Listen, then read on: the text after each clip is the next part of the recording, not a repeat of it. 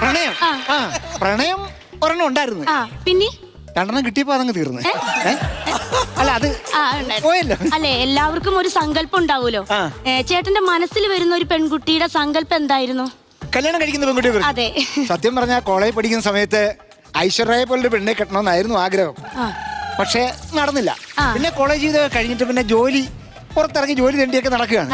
അങ്ങനെ നടന്നപ്പം നമുക്ക് നയൻതാരയെങ്കിലും മതി എന്നുള്ളൊരു തമാശക്കാരൻ താമരശ്ശേരിക്കാരൻ.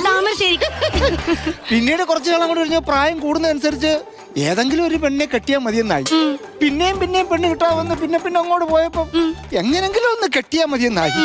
ആ അവസ്ഥയിലാണ് കൊച്ചിനെ കിട്ടിയത്.